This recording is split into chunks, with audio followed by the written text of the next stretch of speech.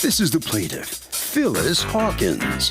She says she loaned the defendant money for some plane tickets so they could attend her granddaughter's birthday party, and she hasn't been paid back.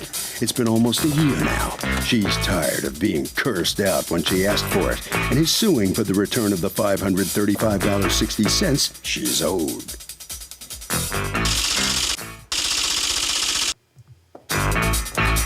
This is the defendant, Angela Lucas. She says she told the plaintiff they didn't have the money to purchase plane tickets to attend the party. And that's when the plaintiff told her she wanted them to be surprise guests and offered to pay for the tickets. Now, all this time later, she's changing her tune and asking to be reimbursed for the gift she gave? If you ask her, that's pretty darn low. She's accused of being a party pooper. Thank you, Douglas. Phyllis Hawkins, you are suing your, I guess, former friend Angela Lucas for $535.60, the cost of 2 airline tickets that you say you fronted for her, and she has refused to pay you back. You say it was a gift. Tell me what happened. Good morning, Your Honor. Good morning. Thank you. I was giving a sweet 16 birthday party for my granddaughter. And Angela's daughter and my granddaughter developed a friendship. She's married to my grandson's father. So I thought it'd be a nice gesture to bring her daughter. How old is your daughter? She's 17 now. Okay. I thought that it'd be a great gesture to bring her as a surprise guest for her. So Angela and I, we talked about it and we discussed it. And she said... and bring her from where? She was coming from Georgia. Okay. I live in New Jersey. Okay. So I had a timeshare in Atlantic City, and it was about six teenagers, 16-year-olds. And my oldest, say it again? 16-year-olds. That's the party? Well, it was a sleepover. Okay, yeah. But that's a party with 6 16-year-olds. Right. And you wanted to bring her from Georgia. Okay. Right, and it was another one came from New York. They all came from different places. So when I discussed it with Angela, we talked about paying it and how she would fly and that sort of thing. She said, well, I don't have the money right now, but when I get my taxes, I'll pay you back. I said, okay, I'll put it on my card. Get your taxes, you can pay me back. And then she never paid you back? No. This party was when? This party was April of 2013. Okay. So what's going on? Me and Miss Phyllis, we had spoken on the phone. She had called me, and she had asked me that she wanted my daughter to be the surprise guest for her granddaughter's birthday party. And I said, that'll be great. And she said that, I would like for you to come also. I said, but I don't have the money. I don't have the money for that. I said, because I was identity theft, and I was telling her all about it. I was identity theft for... you had... Yes, you were the victim of identity theft? Yes. Okay. And I was telling her all about all of that. And I said, I don't have the money to fly up there. And she said, well, I want to pay for you and your daughter to come. And I said, do I have to pay you back? She told me no, I didn't have to pay her back. And according to you, that conversation never happened? It happened, but not like that. I never said you No, I mean the part about no, you don't have to pay me back. Did you ever say that? Absolutely not. Okay. Do you guys have any texts or emails between the two of you so that that'll help me decide who's telling the truth? I had some Can I see your texts or emails? Sure. I had some of her texts, and I had told her that I had got a letter from the IRS that had told me that I will get my check in August. And I told her, since she kept calling me, harassing me about the money situation, and I had told her, well, I just pay you for my part of $300. And she said, that's cool, that'll be fine. So I haven't got it. At some point, did you agree to just be paid for her ticket and not the the daughter's ticket? No. That never happened either? Okay, here's the thing. You know, I get these kind of cases all the time, and I have to determine who's telling the truth and whether it was a loan, as you say, or a gift, as you say. And so what I look at are the circumstances surrounding it. On the one hand, she calls you up and says, I'd like your daughter to be the guest of honor.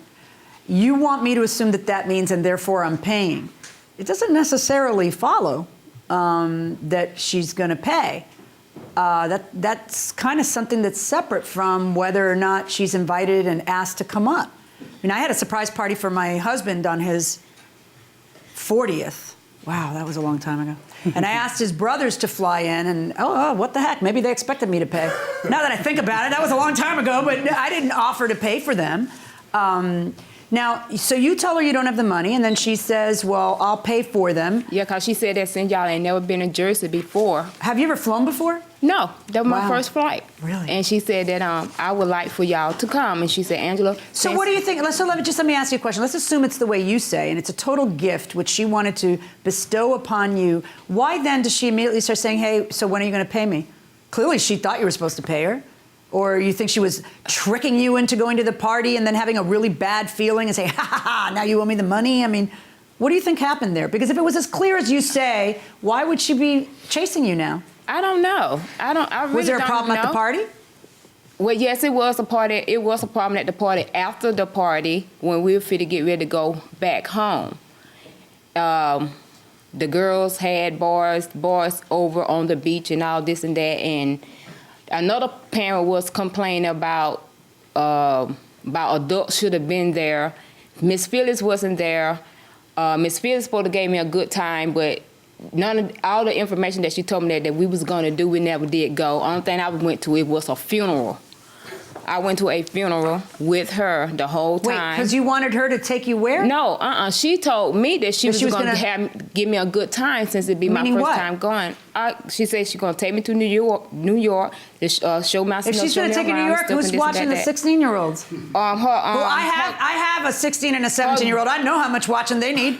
Her daughter was watching all the kids. She had bought them a motel room, so they was in a suite. All the kids was in a suite, and me and her, we was in a suite.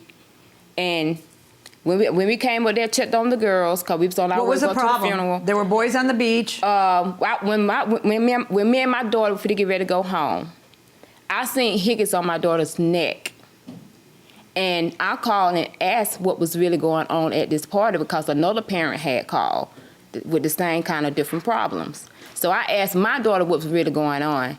And I like, you coming way over here and you don't even know what's by these guys and this, and tell me exactly what's going on at this party. It was more to a birthday party. So when I got and told Miss Phyllis about it, it was a whole different ball game. Now she's seen the side with the other party of a parent, and she did not know there was going to be a problem between me and her, because me and her was friends. So with maybe daughters. that's why you don't want to pay her back. No, ma'am. No, Oh. ma'am. I All right. agreed to pay her back. Tell me why you text the following. I text her because I got tired of Hey, Miss you know Phyllis. what I'm going to read, don't you? So, okay, the defendant's daughter comes home with a hickey on her neck. She's 16 years old. Defendant's mad at the plaintiff for not supervising. What about the hickey? Honestly, teenagers can do anything they want usually when getting away with it, so it's Isn't not a bad thing. I mean, No, it's just a hickey, and you know they're growing up, they're experimenting. what do you think? I agree. That's true. I mean, teenagers will be teenagers. Hickeys will be hickeys. Hickeys will be hickeys. Going inside the courtroom. I got tired of Miss Phyllis calling me and Is this a harassing text me. or an email? That's a text. That's a text. Hello, Phyllis. I did not forget about you. I've been out of work. I'm tired. I'm frustrated. I did not get my IRS. It's another 180 days, so it'll be next year sometime. But as soon as I receive me my money, I will send you yours. Have a something. Wow, I'm not trying to pressure you, but I could use my money right now. You could make small payments, yada, yada, yada. Okay, nowhere there are you saying it was a gift, I'm only paying you my half, et cetera, you know, like all the things that you're saying now. Yeah, this could go either way, but I want you to put yourself in my shoes. You're a judge, you're trying to figure out which is the true way, and you read this. What effect do you think this is gonna have on you?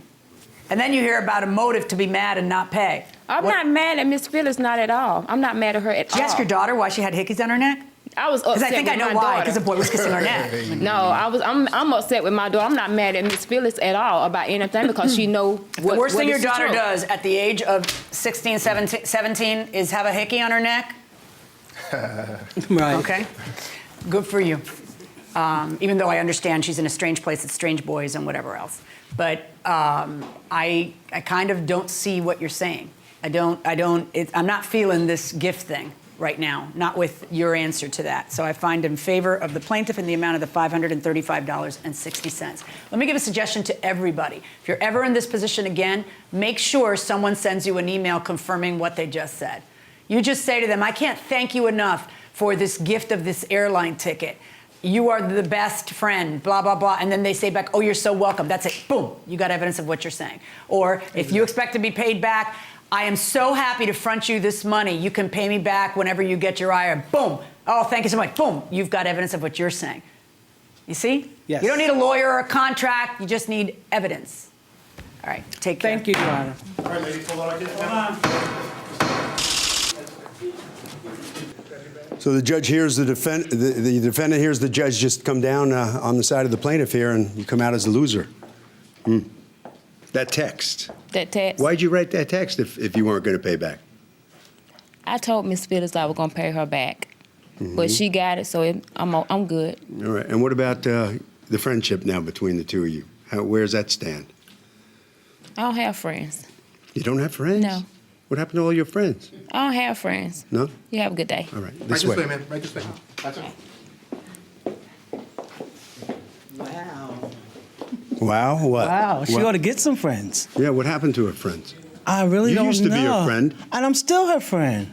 No, you're not. She didn't. Well, not. But listen, friendship has a two-way street.